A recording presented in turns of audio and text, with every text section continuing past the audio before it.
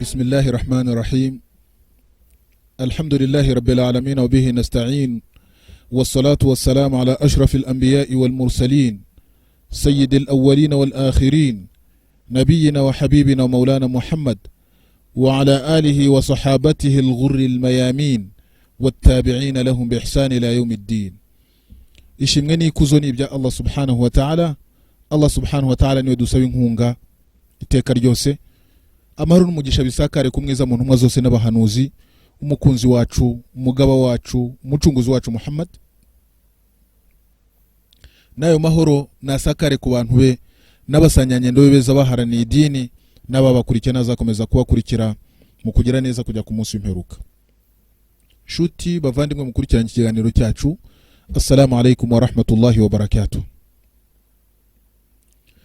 Mwisomo ryacu rishize twagaragaje mu by'ukuri ibitangaza byakozwe n'intumwa y'Imana Muhammad sallallahu alaihi wasallam mu rwego rwo kugaragaza ibitangaza byayo. Imana ihe amahoro n'umugisha, kubera ko twasanze ko hari bomwe bashobora kwibaza bati mbese ku izindi ntumwa zakoze ibitangaza ko ntacyo tujya tumenya ku byakozwe n'intumwa y'Imana Muhammad sallallahu alaihi wasallam.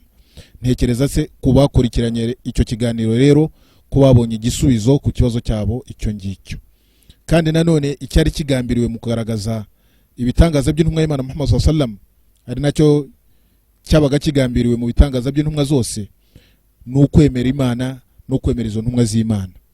Kuko nyuma y'uko intumwa z'Imana zigaragaza ibitangaza, nta kindi abantu bagombaga gukurikizaho uretse kwemera ubutumwa bw'Imana izo ntumwa zari zifite, nazo nabwo bwari bushingiye mu kwemera Imana yonyine no kwigaragira yonyine, nta kindi bangikanyijwe nayo, no kwemera ubutumwa bw'intumwa no kwemera ko abo ngabo ari intumwa z'Imana n'abagaragu bayo.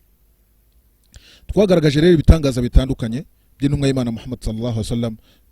Tuvugamo Qur'ani, tuvugamo kumanuka ku kwezi kugacikamo ibice bibiri, tuvugamo kuvuga kw'inyamaswa, tuvugamo gukura Abu Jahali mu cyobo, tuvugamo gutubura amafunguro, kubwira abantu ibyo babaga bafite mu mitima yabo cyangwa se bagambiriye, kugaragaza ibirimo kuba kandi intumwa y'Imana idahari, nkuko byabayeho kuri babandi intumwa y'Imana yagaragaza ko bitabye Imana mu rugamba rwa Muta, ugutubura ibiryo nk'itende, amata nka kumwe yatubuye amata iri kumwe na Abu Huraira, ukuntu yatubuye amata, ukuntu yashoboye gukama za hene ntoya kwa Ummi Ma'bad, no mu matungo yararagiwe na Abdullah ibn Mas'ud, n'ibindi bitangaza byinshi mu by'ukuri.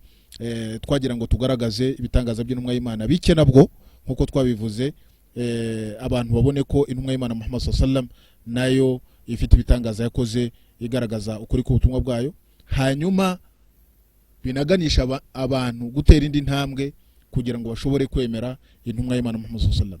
Ibitangaza iyo byakorwaga ubundi icyabaga kinagambiriwe ni icyo ngicyo. Ni ibitangaza by'intumwa z'Imana bivuzwe, nta kindi kiba kigambiriwe uretse kugira ngo abantu bahamye ukuri ku butumwa bw'intumwa z'Imana. Mu gusoza rero isomo ryacu cyane cyane rirebana n'intumwa z'Imana, ko twarivuzeho byinshi birebana n'izi ntumwa z'Imana, ko twatangiye tugaragaza umubare wazo, umubare Imana ivuga muri Qur'ani n'amazina yazo, za ntumwa 5 Imana yavuze ko ari intumwa zihanganye no guharanira Imana zitwa ulul azmi minar rusuli, ndetse tukaza kuvuga n'ibitangaza byazo n'ubutumwa bwazo ko bwari buteye, tunagaragaza ko mu by'ukuri intumwa z'Imana zose akazi zakoze ntabwo kari akazi koroshye, nta nubwo kari akazi wa mugani kakorwa n'uwari wese, niba abandi Imana yabonye ko ari intore mu biremwa byayo mu bihe byari bigiye bitandukanye. Ubutumwa bw'intumwa y'Imana rero cyangwa se intumwa z'Imana, kwemera intumwa z'Imana n'umurimo ukomeye zakoze, dushobora kurangiza cyangwa se gusoza isomo riganisha ku kwemera intumwa z'Imana tugira bimwe twagaragaza, cyane cyane nk'iby'intumwa z'Imana zose zahuriragaho mu gusohoza ubutumwa bw'Imana. Intumwa z'Imana zose muri rusange ibyo zahuriragaho. Hanyuma nanone tubone abahakanyije intumwa z'Imana mu babayeho icyo gihe, nabo ubwabo bari bameze bate, bari bahagaze bate, bahuriraga ku biki.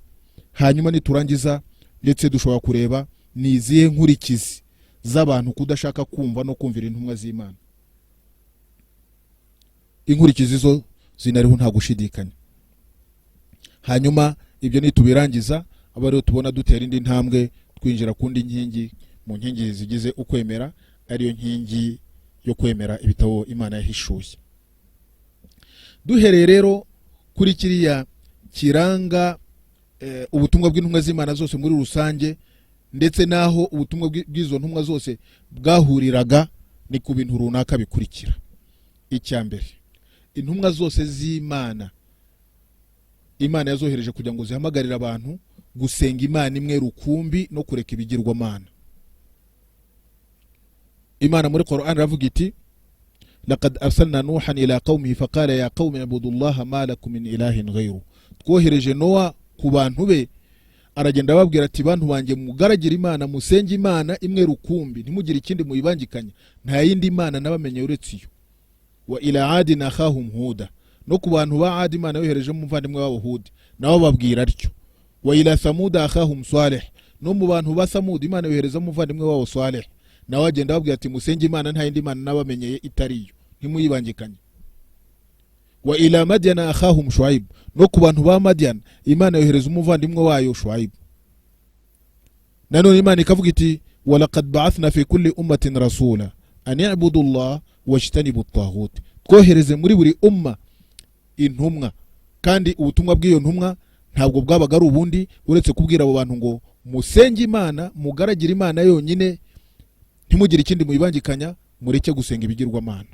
Ubwo nibwo butumwa bwa mbere intumwa zose zihuriraho zaje zizaniye abantu baso.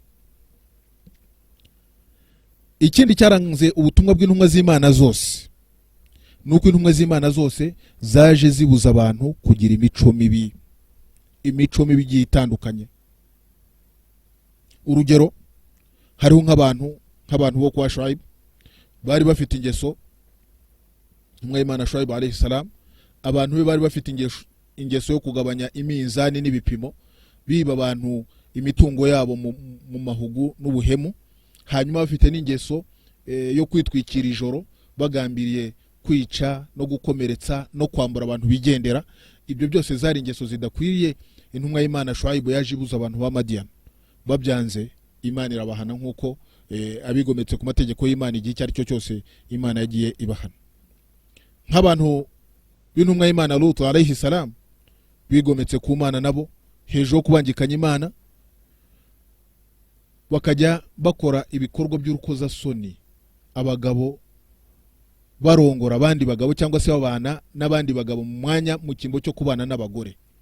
Iyi ngeso cyangwa se imyitwarire nayo yatumye babona inkurikizi zayo, kuko Imana yabakaniye urubakwiriye, iraboreka nk'uko yoretse abigometse ku mategeko y'Imana n'abandi mu bintumwa z'Imana yohereje baje mu by'ukuri babuza imico mibi nk'iyingiyi igiye itandukanye. Ubwicanyi nk'uko igihe cy'intumwa y'Imana Muhammad sallallahu alaihi wasallam, intumwa y'Imana yasanze Abarabu ari abantu biberaho gusa, bica abana babo b'abakobwa, nta gaciro baha abana b'abakobwa, bahamba abana babo b'abakobwa ari bazima, nta kindi babahoye. Intumwa y'Imana irabirwanya, n'ubutumwa bwa Kisilamu burabirwanya, buhesha agaciro umwana w'umukobwa kuva ari umwana kugeza ubwo ashatse, kugeza ubwo ababaye umubyeyi, agira agaciro gakomeye umukobwa. Nk'uko ibyo ngibyo ariko tubisanga mu gitabo cy'Imana ndetse n'imigenzo y'intumwa y'Imana Muhammad sallallahu alaihi wasallam igaragaza agaciro k'umukobwa. Ko bo Abarabu ntabwo bumvaga ko umukobwa yaba umuntu, umugore ntabwo yaba umuntu. Ibyo byose rero intumwa y'Imana yaraje irabirwanya, igaragaza agaciro k'umukobwa, igaragaza n'agaciro k'umugore n'agaciro k'umubyeyi, agaciro gakomeye cyane. Iyi rero ni imico rusange, imico y'abagiriho mu bantu intumwa z'Imana zabohererezwagamo, barazaga bakabarwanya. Hanyuma intumwa z'Imana muri rusange ubutumwa bwazo bwari bukubiye mu kwemera umunsi w'imperuka.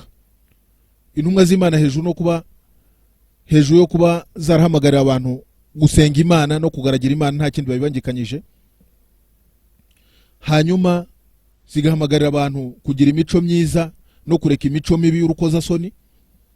Nanone zahamagariraga abantu kwemera umunsi w'imperuka no kwemera ko hari igihe ubuzima bwo kwisi buzarangira, hanyuma ibyo bakora abantu ibyo bakora bakabigororerwa, byaba ari byiza bakabishimirwa, byaba ari nabibi nanone bakabihanirwa. Ibyo byose ni ibintu ubutumwa bw'intumwa z'Imana zaje zishimangira ku cyozo kijyana no kwemera umunsi w'imperuka.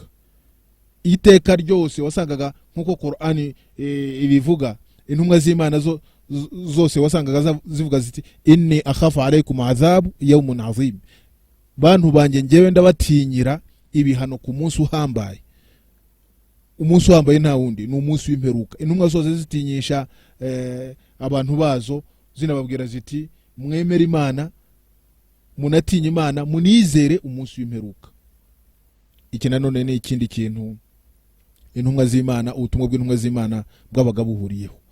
Icyanyuma mu byabaga bihuje kenshi hariho n'ibindi, ariko ibiza ku nsonga nibi. Iki cyanyuma rero ni ukuba intumwa z'Imana zaributsaga abo zoherejwemo ingabire z'Imana n'impuhwe zayo ku bantu. Nk'abantu ba Saleh, Imana ikabereka uburyo yabahaye imbaraga, ikabaha kubaho, ikabaha kuramba, bakababwira ati izo zose ni ingabire z'Imana n'impuhwe z'Imana kuri mwe, kugira ngo wenda mushobore gutinya. Ibyo byose ni ingabire z'Imana kuri mwe kugira ngo mushobore gutinya. Ibyo rero nibyo twashakaga kuvuga ku butumwa intumwa z'Imana muri rusange zabaga zihuriyeho, ubutumwa zigiye gusoza ku bantu. Naho noneho iyo uje kureba ku cyabaga gihuriweho n'abahakanyi muri ibyo bihe byose by'intumwa n'abahanuzi, nanone nabo babaga bahuriweho na byinshi mu rwego rwo guhakanya intumwa z'Imana no guhakana kuzuka, ndetse no guha intumwa z'Imana n'abahanuzi ibigwi bitari byo, no kuzisaba ibitangaza mu mwanya utari uwabyo. Ibyo byose ni ibintu byaranze abantu bahakanya Imana bagahakana n'intumwa z'Imana. Urugero ku cyozo kijyana no guhakana ubutumwa bw'intumwa z'Imana, twahereye kuri aya aho Imana ivuga ko yohereje Nuh ku bantu be kugira ngo ajye kubagandurira ko Imana ari imwe rukumbi, ko ari igomba gusengwa, ariko ntabwo ariko babyakiriye. Ibikomerezwa mu bantu bo kwa Nuh baravuze nkuko Qur'ani ivuga iti qala al-mala'u min qaumi, abantu bikomerezwa mu bantu ba Nuh baravuze inna lanaraka fi dhalalin mubin, twe turabona uri umuntu ubereye mu buyobe, ibyo urimo ntabwo tubyumva, nta nicyo byadufasha twebwe, nta nubwo twabyemera. Barabona ko ari mu buyobe. Nabi Nuh akabwira ati nyamara abantu banjye njye ntabwo ndi mu buyobe, njye ndi intumwa y'Imana kuri mwe, ndabatinyisha ibihano by'umunsi ukomeye, ku munsi w'imperuka. Nanone ku ntumwa y'Imana Hud alayhi salam yoherejwe mu bantu ba Ad, iragenda ibabwira ko Imana ari yonyine igomba gusengwa no kugaragirwa. Abantu barayibwira bati qala al-mala'u alladhina kafaru min qaumi, baramubwira ati inna lanaraka fi safaha, turakubona uri mu bintu by'ubucucu gusa, wa inna lanadhunnuka min al-kadhibin, kandi rwose turabona wowe uri umuntu ubeshya gusa. Tekereza intumwa z'Imana alayhi musallatu wassalam, ntacyo zitakoze hamwe na bya bitangaza twavuze, ariko abantu bagatinyuka bakabwira intumwa z'Imana bakavuga ngo turababona muri mu buyobe, turabona muri mu bintu by'ubucucu, turabona muri abantu. N'abandi bagendaga babwira intumwa zabo bavuga bati ngo yewe nkuko abahakanye ku gihe cy'intumwa y'Imana Muhammad sallallahu alaihi wasallam bayibwiraga ngo yewe wahishuriye urwibutso ugahishurirwa Qur'an, ngo we mu by'ukuri uri umusazi. Bakita intumwa y'Imana ko ari umusazi, bakita intumwa y'Imana ko ari umusizi, bakita intumwa y'Imana ko ari umurozi. Ibyo byose nta kindi bagambiriye uretse guhakanya ukuri k'ubutumwa bw'intumwa y'Imana. Hanyuma icyo ni cyambere cyari gihuriweho n'abahakanya Imana n'abahakanya intumwa z'Imana kuva icyo gihe. Ikindi cyabaga gihuriweho n'abahakanye nuko batemeraga kuzuka, ko Imana izazura. Niba mu misingiremezo yo kwemera imperuka harimo kwemera ko hari umunsi w'imperuka, ariko uwo munsi w'imperuka uzabaho, nibizabaho byose bizaba hari uko abantu bazutse bavuye mu mva zabo, buri muntu agahemberwa ibyo yakoze bijyanye n'ibyo yakoze, nkuko tuzarambura ikiganiro ku kibazo kijyana n'umunsi w'imperuka mu isomo ryabyo ni igihe nikigera. Ariko mu by'ukuri abahakanye bo kuva muri ibyo bihe by'intumwa n'abahanuzi no kuzagera ndetse no muri iki gishobora gusanga hari abatemera ko bazazuka. Kutemera rero kuzuka ni ikintu navuga ko ari isifa yari ihuriweho n'abantu bahakanye Imana bakanahakana n'intumwa z'Imana kuva muri ibyo bihe byose. Qur'an avuga iti zama alladhina kafaru an la yubathu qul bala wa rabbi la tub'athun thumma la tunabba'unna bima amiltum wa dhalika 'ala Allah yasir. Ngo bahakanye bibajije ko batazazurwa, babwira uti rwose ndahiye kubwa Nyagasani wanjye muzazurwa, la tub'athun, muzazurwa kandi muzabwirwa n'ibyo mwajyaga mukora. Kandi Imana kuba yazura abantu kuri yo biroroshye cyane.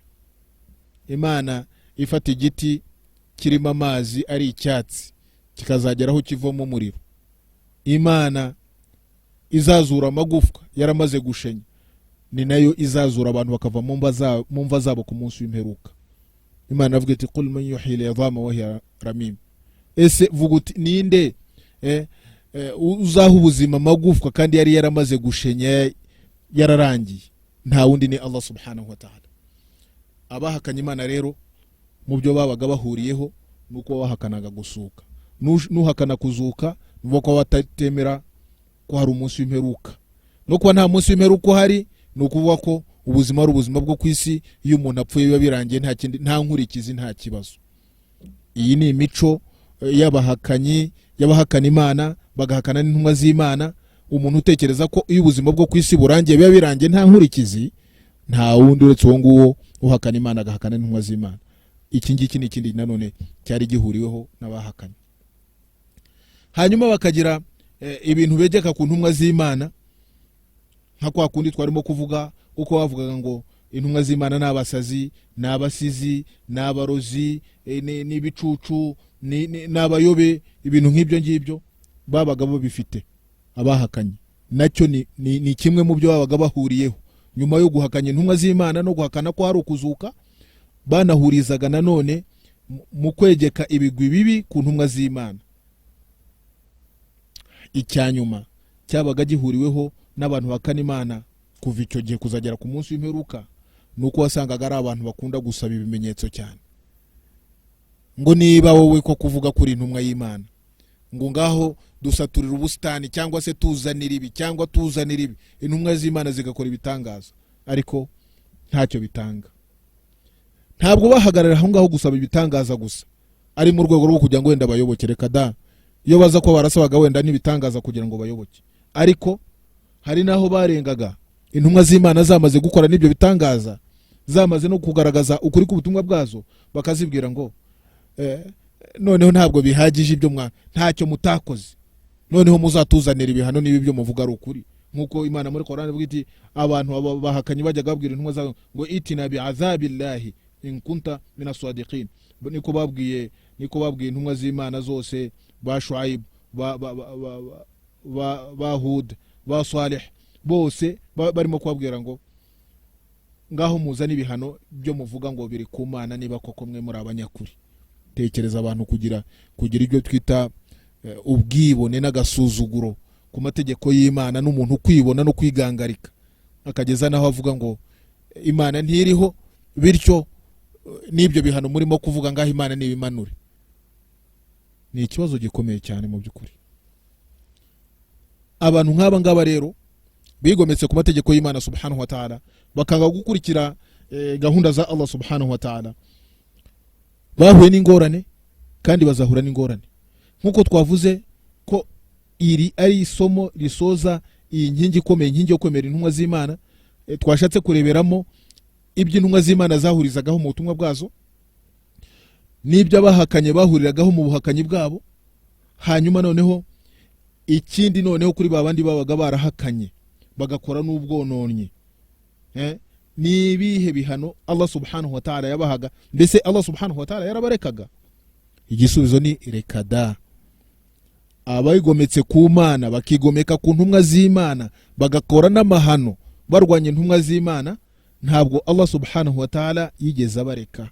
Qur'an navuga iti fakullan akhadhna bi dhanbi, ati muri abo bose babayeho bakigomeka ku mategeko ya Allah subhanahu wa ta'ala, bakanga kwemera Imana, bakanga no kwemera intumwa z'Imana, bakanga no gukurikira umurongo w'intumwa z'Imana, bose bakanga no gukurikiza imico bategekwa n'intumwa z'Imana, bose abo ngabo buri muntu twaje tumufata mu byaha bye n'urugomo rwe yakoraga. Imana irabibahanira ibihano bitandukanye nk'uko Qur'an bivuga. Imana iti faminhum man arsalna alayhim hasiba, ati muri abo ngabo hari abo twohereje inkubi y'umuyaga. Abo ni abantu bo kwa Ad, qawmu Hud. Abantu bo kwa Ad Imana yabohereje umuyaga w'inkubi sakharaha alayhim 7 layalin wa 8 ayyam. Imana yabateje uwo muyaga amajoro 7 n'iminsi 8, nukuvuga iminsi 8. Ukajya ubona abantu kubera uwo muyaga no kubera uko umuntu mu muyaga wari ukaze, abantu bameze nk'imirambo, nk'ibiti by'itende byatemwe bikagushwa, bari hariya barapfuye barashize. Abantu bo kwa qawmu Ad, abantu boherejwe n'intumwa y'Imana Hud alayhi salam, bahakanyije intumwa y'Imana Hud, barangije bayigomekaho banayisaba ibihano, bigezaho Imana ibohereza umuyaga w'inkubi. Ni Imana ivuga iti faminhum man arsalna alayhi hasiba, muri abo ngabo bigometse ku mategeko ya Allah hari abo twoherejemo inkubi y'umuyaga 7 layalin wa 8 ayyam, amajoro 7 n'iminsi 8, ariko barimo gukandagirwa n'ibihano by'Uwiteka subhanahu wa ta'ala.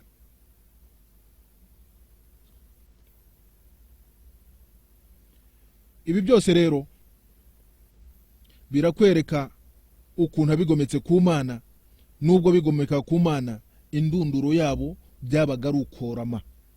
Ntabwo Allah subhanahu wa ta'ala yabarekaga ngo bakora ibyo ngibyo hanyuma ntibizagire igisubizo cyangwa se ntibizagire indunduro.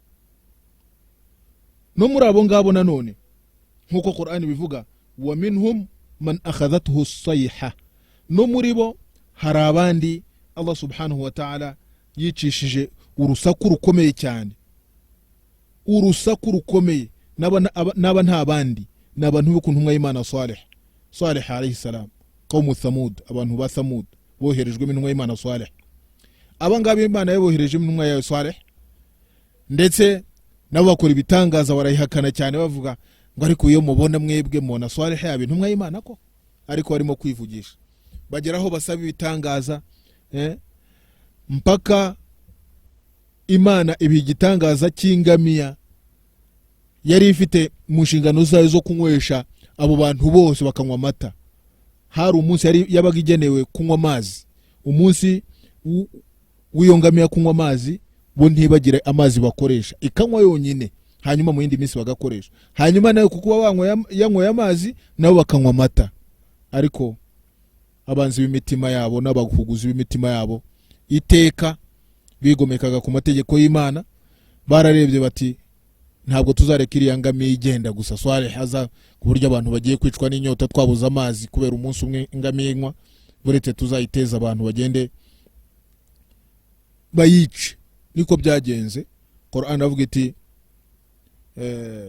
nkuko muri surati Shams Imana bivuga qad aflaha man zakkaha wa qad khaba man dassaha kadhaba Thamud bi taghwaha. Abantu ba Thamud boherejwe n'intumwa y'Imana Salih barahakanye baranigomeka ku mategeko ya Allah subhanahu wa ta'ala. Idh ba'atha ashqaha, ubwo umubi mu bantu bo kwa Thamud boherejwe n'intumwa Salih yafashe icyemezo n'umugambi mubisha wo kujya kwica ingamiya Imana yari yabahaye nk'igitangaza. Intumwa y'Imana ariko irimo kubabwira iti faqala lahum rasulullah naqata Allahi wa suqiyaha. Intumwa y'Imana Salih irababwira iti nyamuneka mureke ingamiya y'Imana yingiye, mureke n'amazi inywe amazi. Icyo bakoze ni iki? Fakazzabuhu faqaruha, baramutengushe baramuhakanya, baragenda barayica. Bamwe ingamiya irimo kumanuka aho yari iri barayifashe barabanza bayikubita amaguru, bayikubisa amaguru. Ashqal qawmu yungu yitwa Qudhar, nkuko ibitabo byinshi bya tafsiri bimugaragaza ni Qudhar. Uyu nguyu yaragiye ayikubita amaguru, niwe ashqal qawmu yungu, umuntu mubi mu bantu bo kwa Thamud. mu bantu boherejwe n'intumwa y'Imana Saleh, wagiye agakubita yangamiya akayikubita amaguru n'abandi bakaboneraho bakagenda bakayica. Qur'an iti fakadhabuhu fa'aqaruha, baramuhakanyije intumwa y'Imana Saleh barayica. Imana ntabwo yabarekeye aho ngaho, Imana ihita ibatwikira. Nukuba ko Imana yahise ibakanira ubakwiye ibihano bikwiriye kugira ngo babone ko imyitwarire yabo n'uburyo bigenza Nyagasani atabwishimiye, no gutenguha intumwa y'Imana no kwica icyo gitangaza Imana yari yarabahaye. Imana irabahana, ibahanisha kohereza urusaku, abantu bose bisanze ari intumba, ari imirambo bapfuye, abantu bo kwa Saleh. Abo ngabo icyo bazize ni icyo ngicyo, ubwibone bwabo n'ubwirasi bwabo, banga kumvira Imana, banga kumvira intumwa y'Imana Saleh, ndetse no kwisimbukuruza bagakorera nabi ikiremwa cy'Imana kiri Imana yari yarabahaye kandi kubera inyungu zabo. Abo ngabo n'abantu bo kwa Saleh. Twabonye abantu bo kwa Ad, mbese bo kwa Hud, abo ngabo n'abantu bo kwa Saleh. Nanone Qur'an irakavuga mu bantu nanone babayeho mbere bakigomeka ku ntumwa z'Imana no ku butumwa bw'Imana, kw'Imana hari abandi yahanishije ibindi. Wa minhum man khasafna bihi al-ard, no mu bantu harabo twategetse isi irabamiramiza bararangira barashira. Urugero nka Karun alayhi lana, umuvumo w'Imana nawe umubeho. No umuntu nawe wari warigize igitangaza, Imana yari yaramuhaye ubukungu ubutunzi bukomeye cyane, imfunguzo ubwazo kugira ngo uziheke zafunguraga ububati bw'amafaranga ye n'ibintu bye, cyabaga ari ikibazo. Uyu nguyu yigomeka ku Mana, yigomeka no ku ntumwa y'Imana Musa alayhi salam, ku buryo yagiye ayikorera imigambi mibisha no gushaka kuyandagaza. Hanyuma intumwa y'Imana Musa ikagenda ku bubasha bw'Imana igaragaza ibitangaza bitandukanye no kumutsinda, aho uburakari bw'Imana bumaze kugera kuri Karun uyu nguyu, bitewe n'ubusabe bw'intumwa y'Imana Musa alayhi salam. Imana yahise itegeka isi ko yamira Karun ikamira n'ibye byose, nanu ila qiyam saa, kugera ku munsi w'imperuka. Uwo ni umuntu mu mateka ntabwo twari kumumenya iyo Allah subhanahu wa ta'ala tamutubwira muri Qur'an. Qur'an ivuga ko Karun yari mu bantu ba Musa, hanyuma arengera imbago z'Uwiteka subhanahu wa ta'ala, hanyuma ubukungu bwe cyangwa se ubutunzi bwe bumugira umwibone cyane no kwiyemera ku mategeko y'Imana ndetse no gusuzugura intumwa y'Imana. Icyamubayeho khasafallahu bihi wa bidarihi al-ard, Allah subhanahu wa ta'ala yaramurangije, n'ibyo byose n'ibyo yaratunze byose bihinduka zero. Ibi byose ni ukubera kwigomeka ku mategeko y'Imana, abantu ntibemera Imana, abantu ntibareke n'imico mibi. No mu bantu nanone babayeho, wa minhum man aghraqna, no mu bantu harabo Allah subhanahu wa ta'ala yoretse, mbese akoresheje kuboreka mu mazi. Abantu ba Nuh nta kindi cyabarangije. Nabi Nuh akoze ibwiriza butumwa imyaka igera muri 950, abantu banze kumwumvira, byaragiye mpaka Imana yamubwiye iti birahagije, akazi wakoze karagaragara, none we tangira wikorera ubwato inguge. Nabi Nuh akora ubwato bunini cyane bwari bufite igorofa 3. Noneho ko yararimo kubaza ko n'umundi yarasanzwe ari umubaji, bamucaho babandi babibone bakamubwira bati yewe Nuh, mbese noneho wabaye umubaji nyuma yo ko ari intumwa, ibyo ubutumwa warabirangije, none ugiye kuba umubaji. Mbese wasa nkaho barimo mbese kumukerensa cyangwa se kumuvugiraho neza. Igihe cyarageze Imana ishaka kuboreka, Imana yari yaramubwiye iti umunsi wabonye mwiziko ryawe hajemo amazi, uzamenye ko igihe cyo korama kwa bari abantu cyageze. Niko byagenze. Nabi Nuh yahise ajya aho ubwato bwe bwari buri, ahita ajyamo we n'abantu bake cyane bari baramwemeye. Qur'an iti wa ma amana ma'ahu illa qalil, ntabwo yigeze yemerwa uretse n'abantu bake cyane nibo bemeye Nabi Nuh alayhi salam. Babandi banze kumwemera no kwigomeka ku mategeko ya Allah subhanahu wa ta'ala, Allah subhanahu wa ta'ala yaraboretse, aborekesha amazi. Ni kimwe n'abantu ba Firaun, umuvumo w'Imana nawe umuhoreho. Firaun nawe Imana imwoherejeho Nabi Musa alayhi salam, yaramurwanyije cyane we na Haman, bagira nabi Bani Israel, kugeza ubwo nk'uko twabivuze mu nyigisho zacu zahise Musa yahunze na Bani Israel, bagera ku ruzi agakubitamo inkoni ye hagacikamo amayira akambuka we na Bani Israel n'ibintu byabo. Noneho Firawuna hageze we nawe yisanze ko ashobora kunyura muri iyo nzira mu ruzi, ariko atazi igeno ry'Imana n'itegeko ry'Imana rimutegereje muri urwo ruzi. Ubwo yihaye kurwambuka, abandi bamaze kururangiza, we n'abantu be n'ingabo ze barwambutse bamaze kugeramo hagati. Imana rero ihita ica iteka ryayo ko niyo ishatse gukora ikintu ntibifata umwanya, ni ukuvuga ngo biba bikaba. Niko byagenze, yategetse uruzi ko rwongera gusubirana, Firawuna n'abantu be bose bashira muri rwa ruzi. Icyatumye Imana imworeka si ikindi ni ubwibone bwe no kwigomeka kwe ku mategeko ya Allah subhanahu wa ta'ala, no kwanga kwemera Imana, no kwanga kwemera intumwa y'Imana Musa alayhi salam, no gukomeza kugira nabi Bani Israel. Imana iramworeka, imworekesheje amazi. Hanyuma hariho n'abandi nk'uko Imana yoretse Qawmu Lut, nabo kubera kwanga kwemera intumwa y'Imana no kwemera Imana, ndetse no kutareka ibikorwa bibi bari bafite. Bari bafite ibikorwa bibi by'abagabo, kurongora abandi bagabo cyangwa se kubana n'abandi bagabo, kugeza ubwo umugani wabo n'ibi bikorwa by'urukozerasoni rwabo twabimenye binyuze mu bitabo by'Imana no muri Qur'ani by'umwihariko. Uyu mugani w'aba bantu n'imyitwarire yabo barimo, abagabo kurongora abandi bagabo. Intumwa y'Imana, Imana ikavuga iti walutan idh qala liqaumihi atatuna alfahisha ma sabaqakum biha ahad min ahadin min alalamin. Ubu koko murakora icyaha, muragomera Imana, mukora icyaha, nta muntu numwe wigeze agikora ku isi y'Imana. Iki ni icyaha gikomeye. Ubu koko muratinyuka mukumva ko mwabana mwishimisha ku mibiri yanyu n'abagabo bagenzi banyu mu kimbo cy'abagore. Mwe muri abantu bamaze kurenga imbago n'imbibi mu kubaha Imana, mwahisemo gusuzugura Imana no kugomeka ku mategeko y'Imana. Mwe muri abantu babi. Intumwa y'Imana Lut yakomeza kubagira inama no kuba bugufi, kugeza ubwo Imana yafashe itegeko ry'uko kiriya gitura cyangwa se kiriya gihugu cya Lut cyari gituwemo n'abari abantu babi banze kwemera Imana no kwemera intumwa y'Imana, bakanga no kureka imico mibi nk'iriya. Imana ifata itegeko ryo kucyoreka, yohereza abamarayika baragenda banyura muri Palestine ku ntumwa y'Imana Ibrahim, baramubwira bati ubu tugiye koreka igiturage cyangwa se igihugu cya Sadum kwa Lut. Ibrahim arababwira ati ariko hari umuvandimwe wanjye Lut. Baramubwira bati turamuzi, ntugire ikibazo. Abamarayika baragenda barimo gushakisha amakuru no kugira ngo babone impamya, kuko ibihano by'Imana byamanukaga nyuma y'uko ibimenyetso simusiga byose byagaragaye ko bari abantu ari abagome. Baragenda bageze mu giturage cyangwa se mu gihugu cya Lut, Nabi Lut arabakira neza cyane. Akimara kubakira, umugore koko nawe yari inkozi y'ibibi, arasohoka ajya kubwira baba za nkozi z'ibibi zindi ati nimuze iwanjye haje abantu b'abashyitsi b'abagabo kandi sindababona, ni ibiremwa bidasanzwe.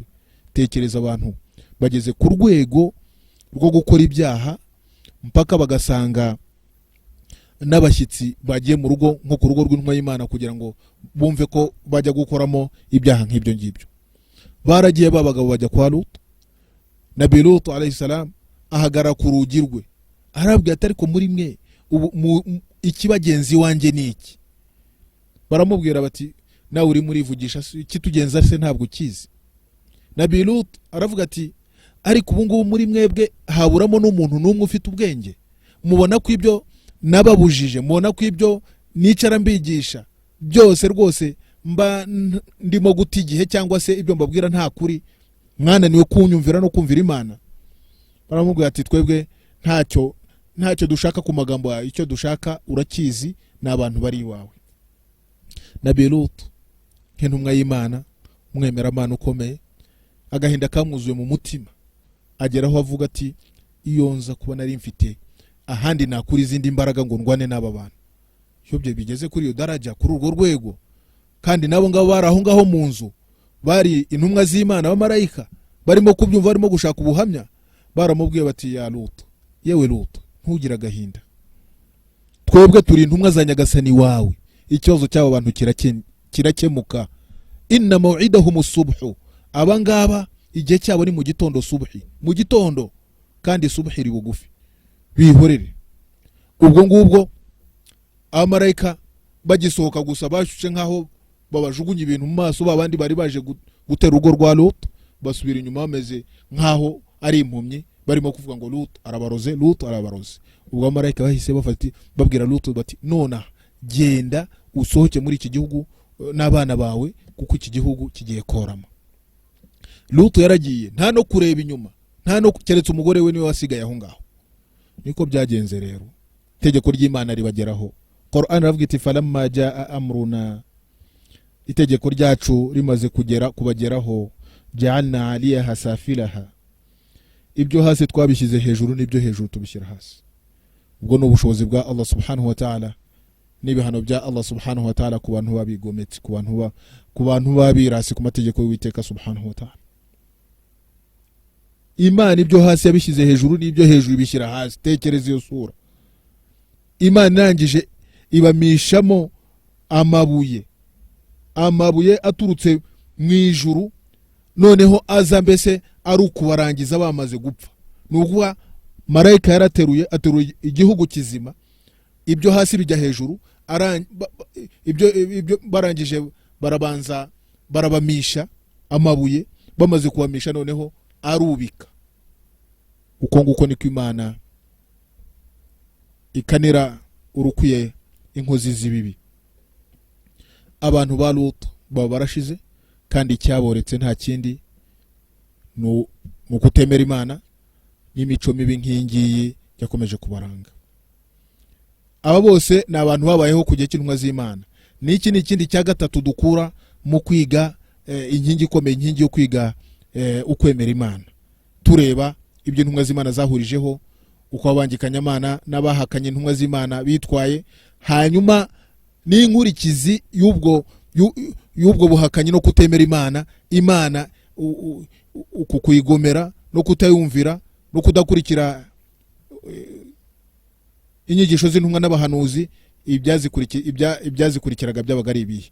Ni ibingibi rero Imana muri Qur'ani kenshi igaragaza ko yoretse ababanje kubera impamvu zigiye zitandukanye zo kugomera Allah subhanahu wa ta'ala no gukora ubwononi.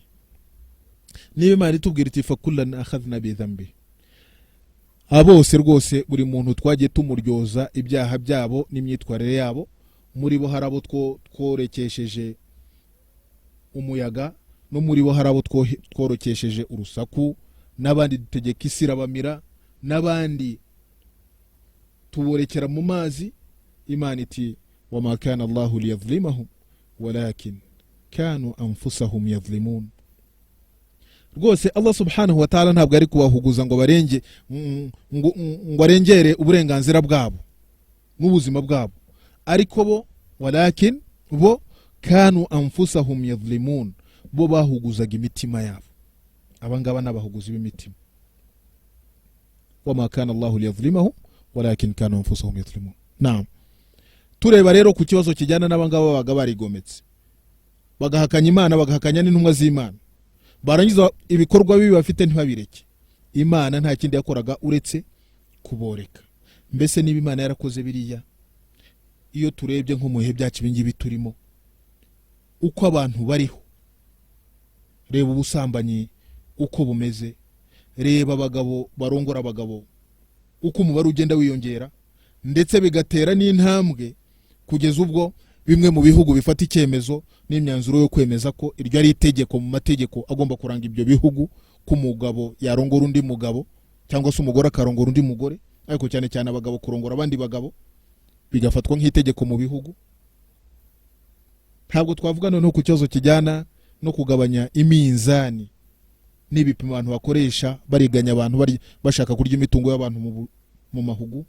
Nta nubwo twavuga n'ibindi byaha ndengakamere abantu bihaye muri iyi myaka ya nyuma kugenda bakora bahemukira bagenzi babo, byaba ari ibyaha by'ubugambanyi, byaba ari ibyaha by'ubwicanyi, byaba ari ibyaha by'urugomo, byaba ari ibyaha birebana no kuvutsa abandi uburenganzira bwabo bwo gutekana, ko batekana ku mibiri yabo, bagatekana mu miryango yabo, bagatekana no mu byabo. Uko abantu bifata muri iki gihe, ibi bintu tukaba turibona bigenda bifata indi ntera. Ubusambanyi bufata intera, abagabo gushakana n'abagabo bifata intera, ubujura n'ubwicanyi bifata intera. Ariko abantu yo tubireba ibi bintu tugira ngo ibingibi nta nkurikizi bizagira. Abantu babona ko iyi si turiho ari iyacu cyangwa ari twe twayiremye. Ese Allah subhanahu wa ta'ala wakoreye bariya bigometse ku mategeko ya Allah subhanahu wa ta'ala, bakarangwa n'imico mibi nk'iriya twarimo kuvuga yo ku bantu ba Nuh, akaboreka. Ese Nyagasani subhanahu wa ta'ala ntashobora gukora nk'ibyo yakoreye bariya abantu, kubera ko nta tandukaniro. Iyo abantu batangiye gutinyuka kuvuga ngo umugabo arongora undi mugabo, ukabona umugabo agiye afatanye n'undi mu muhanda, ibi bintu abantu bakabireba, habe no gusaba Imana imbabazi, habe no kwicuza ku Mana, ibi bintu bigomba kugira iherezo ritari ryiza. Dusabe Nyagasani subhanahu wa ta'ala arengera abantu, kandi Nyagasani subhanahu wa ta'ala yobora abantu, kandi Nyagasani ntazahora abantu abamwemera ibyinjiji zikora n'abagomera imitima yabo bakora. Ariko mu by'ukuri isi igeze mu marembera, amategeko y'Imana abantu barayarengera, n'imbibi z'Imana abantu bakazirengera, abantu bakumva ko bakwiberaho udashobora kubatandukanya n'inyamaswa. Umuntu abane n'umugabo, abane n'umugabo, umugore abane n'umugore, ubujura, ubwicanyi, urugomo, ibintu nk'ibi ngibi byose, ibintu nta handi bigaragaza ko ubutumwa bw'intumwa z'Imana zazanye z'uko abantu bagomba kuba bakiranutsi, z'uko abantu bagomba kuba abanyamuco, aribwo twavuze ubutumwa bw'intumwa z'Imana bwari buhuriyeho, ko ntaho bugifashe n'abantu batakibwakiriye. Hagomba rero ko Imana subhanahu wa ta'ala y'ubwaye igihe nikigera yacu urubanza mu buryo ibyumva. Ni iki ngiki rero mu by'ukuri twashatse kurangirizaho ku cyozo kijyana no kwemera inkingi mu nkingi zikomeye, kwemera intumwa z'Imana. Abantu batinye Imana subhanahu wa ta'ala bamenye ko mu by'ukuri imyitwarire yabo ku mategeko y'Imana n'imyitwarire yabo ukuntu bagenda mu mico bizanira imico Imana yabujije intumwa z'Imana zikayamagana, yo bakayigira amategeko, ko ibintu ari ibintu bidashimisha Allah subhanahu wa ta'ala. Kugiye cyari cyo cyose ibihano by'Imana bishobora kumanuka bitunguranye, haba ku manywa haba nijoro. Nyagasani turamusaba kuturinda. Nyuma rero y'icyo kiganiro kirekire, inkingi yindi ni inkingi yo kwemera ibitabo by'Imana. Ibitabo by'Imana icyo gishaka kuvugwa ni ukwemera kw'Imana nyuma yo kuba yarohereje intumwa kugira ngo ziyobore abantu, ko Imana nanone yohereje ibitabo kugira ngo ibi bitabo biyobore abantu mu rwego rwo kugandukira Imana subhanahu wa ta'ala. Abantu niba batazaba barayobotse kubera intumwa, ntibanayoboke kubera ibitabo Imana yamanuye, nta rundi rwitwazo bazaba bafite rwo ko bataremeye Imana. Imana rero yamanuye ibitabo byinshi ntabwo tubizi amazina yabyo, ariko ibyo byinshi tubyemera muri rusange. Nibyo dusoma muri Qur'an tukabyemera by'umwihariko nk'uko bimeze. Niryo pfundo ryo kwemera ibitabo by'Imana Imana yahishuye. Ibyo bitabo Imana yabimanuriraga intumwa zayo zitandukanye, bikubiyemo amategeko y'Imana mu bihe byari bitandukanye. Muri ibyo bitabo rero ikiza kunsonga ni igitabo cy'Imana Qur'an. Iki gitabo cyahishuriwe intumwa y'Imana Muhammad sallallahu alaihi wasallam, kimanuka mu gihe cy'imyaka 23 y'ubutumwa bw'intumwa y'Imana Muhammad sallallahu alaihi wasallam. Aya ya mbere yamanutse muri Qur'an yari iqra bismi rabbika alladhi khalaq, na aya ya nyuma yamanutse naho Allah subhanahu wa ta'ala ivuga iti wattaqu yawman turja'una fihi ila Allah thumma tuwaffa kullu nafsin ma kasabat wa hum la yuzlamun.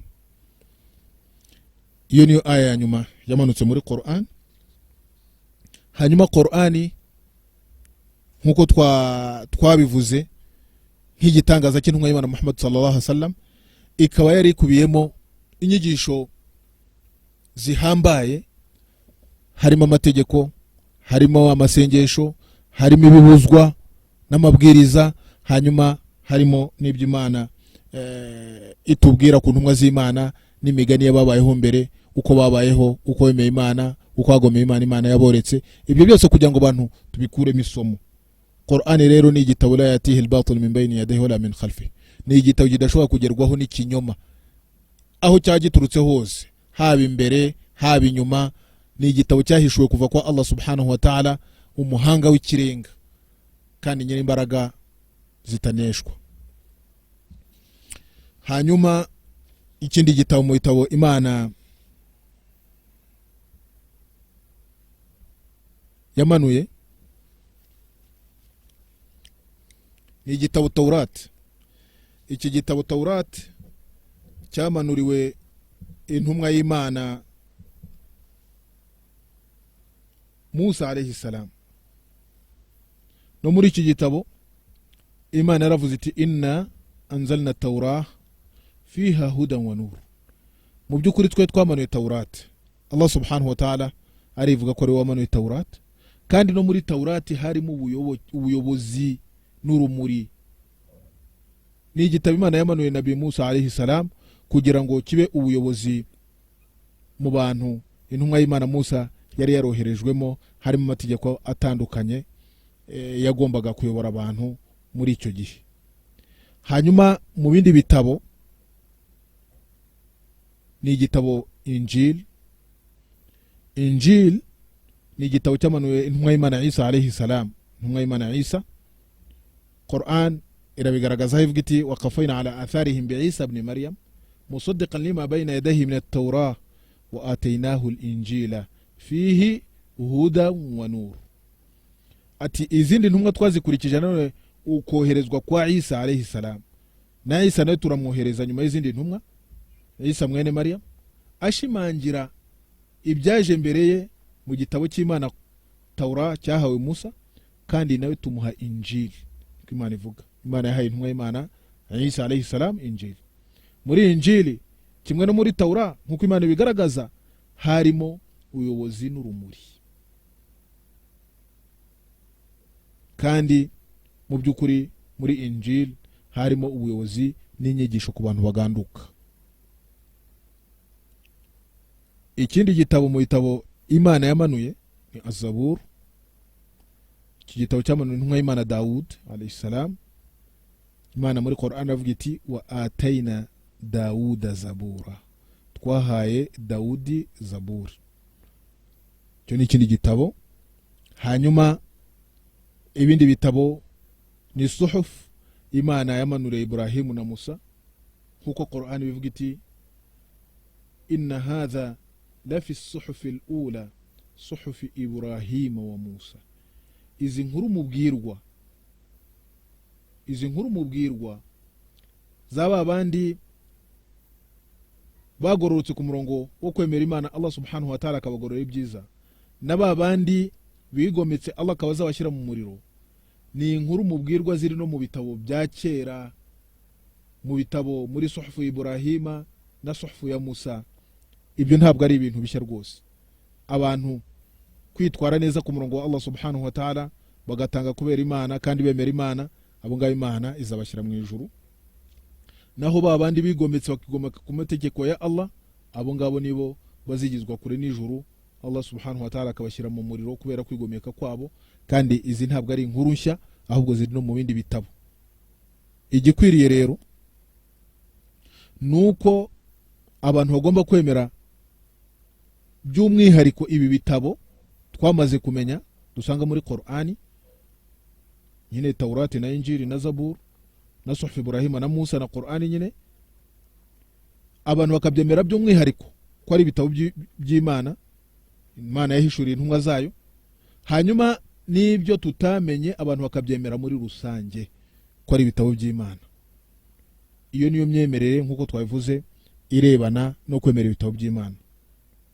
Qur'ani rero nicyo gitabo cya nyuma cyamanutse, kandi no cy'igitabo Imana yishinganye kurinda. Imana iravuga iti inna nahnu nazzalna dhikra wa inna lahu lahafizun.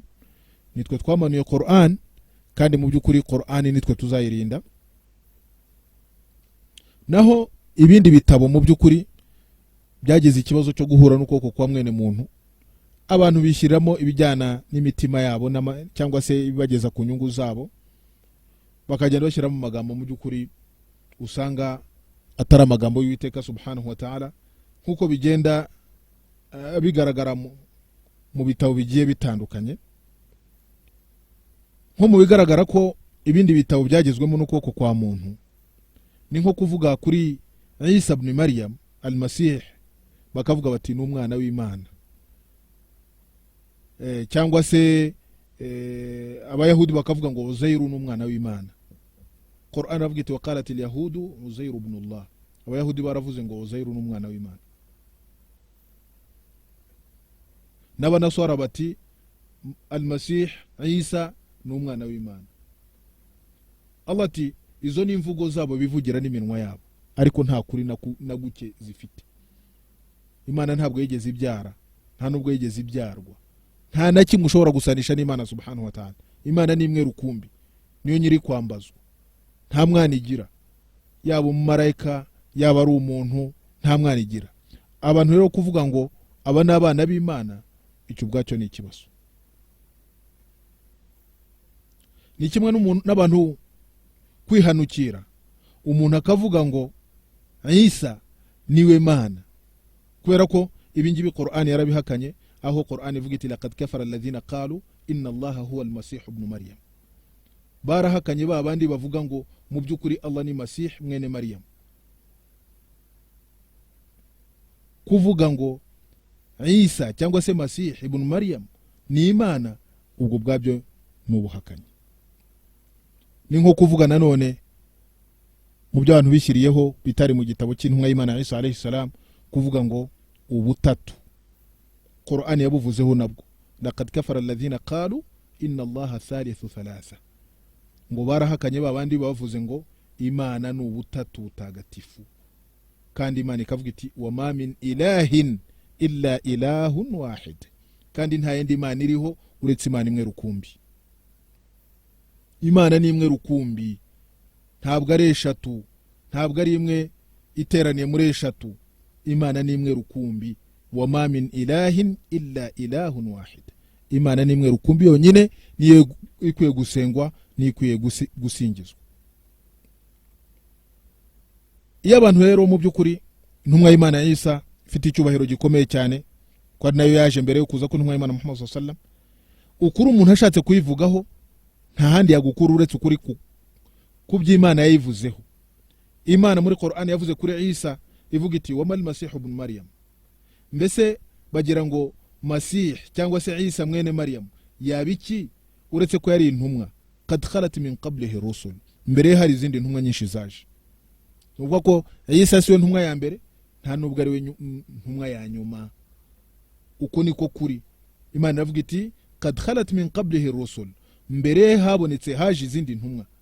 Wa ummuhu siddiqa kana yakulani at-ta'ama, na nyina washimangiye ukuri kari ku murongo wa Allah subhanahu wa ta'ala, we na nyina bajyaga barya amafunguro. Bishoboka gute ko Imana ishobora kurya? Bishoboka gute ko Imana ishobora kujya mu isoko? Bishoboka gute ko Imana ishobora kugira gahinda cyangwa se gacurirwa n'imigambi mibisha? Uku niko kuri Allah subhanahu wa ta'ala avuga kuri Masih ibn Maryam, avuga ati wa mal Masih ibn Maryam illa rasulullah qad khalat min qablihi rusul. Ni ntumwa y'Imana, kandi mbere haje izindi ntumwa, we na nyina baryaga ibiryo. Ati reba uko niko dusobanura ibimenyetso byacu, hanyuma urebe ukuntu abandi bantu bihitiramo gucurika ibimenyetso bya Allah subhanahu wa ta'ala. Imvugo nk'izi ngizi rero usanga ziboneka mu bitabo, nicyo kikwereka ko biriya bitabo biba byaragezweho n'ukuboko kwa mwene muntu mu by'ukuri, ku buryo biba bitaye agaciro ko kuba ari ibitabo by'Imana, ko usangamo amagambo ushobora kuvuga ngo ni amagambo yazanywe n'intumwa, n'amagambo abandi bagiye bishyiriramo, rimwe harimo n'amagambo arengera mu by'ukuri atesha agaciro intumwa z'Imana, cyangwa se no kurenza agaciro Imana yazihaye n'icyubahiro cyazo, abantu bakazishyiramo mu mwanya w'Imana, kandi ibi byose ni ibintu bidahwitse. Wanatekereza ko izi kopi z'ibi bitabo z'umwimerere zitakiriho, hanyuma noneho wareba ko n'amagambo y'Imana yagiye avangwamo n'amagambo y'abantu, nanone kikaba ari ikindi kikwereka ko mu by'ukuri ukwemera ibitabo by'Imana tugomba kubyemera. Injili tukemera ko ari igitabo cy'Imana, Taurati tukemera ko ari igitabo cy'Imana, ariko nanone kuva byaragezemo amaboko ya mwene muntu tukabyemera gutyo ko cyari igitabo cy'Imana, ariko abantu bagiye bihendagurira nkuko bishakiye. Bitandukanye rero na Qur'an. Qur'an ntishobora guhinduka, nta n'uzayihindura kugeza igihe Imana izazungurira isi n'ibiyiriho byose. Ni kuri iri somo rero ryo narangirije ku nkingi yatwigishaga intumwa z'Imana, ni inkingi yindi mu nkingi zikomeye igaragaza ibitabo by'Imana n'icyo tugomba kwemera n'uburyo tugomba kwemera ibitabo by'Imana. Ndangirijeho isomo ryanjye ry'uyu munsi, saba Allah subhanahu wa ta'ala ko mu by'ukuri abantu bagombye gukoresha ubwenge. Imana yaduhaye ubwenge, duha n'imitima kugira ngo dutekereze. Abantu bakurikira intumwa z'Imana, abantu bareke amarangamutima, bemera intumwa z'Imana, bemere n'ibitabo by'Imana, kandi icy'Imana kiba ari icy'Imana, n'icy'abantu bemere ko ari icy'abantu. Nahangaha ndangirije isomo ryanjye, saba Allah subhanahu wa ta'ala ko yakomeza kuturinda no kudufasha no kuduha gutekana no kuduha kuvugisha ukuri, cyane cyane mu biganisha abantu mu nzira ya Allah subhanahu wa ta'ala. Nahangaha ndangirije isomo, nizera ko tuzakomeza kuba turi kumwe mu isomo ry'ubutaha. Mwari kumwe na Gahutu Abdul Karim. Amahoro n'umugisha nibisakare ku ntumwa y'Imana Muhammad no ku bantu bayo n'abasanyanyendo bayo. Wassalamu alaikum wa rahmatullahi wa barakatuh.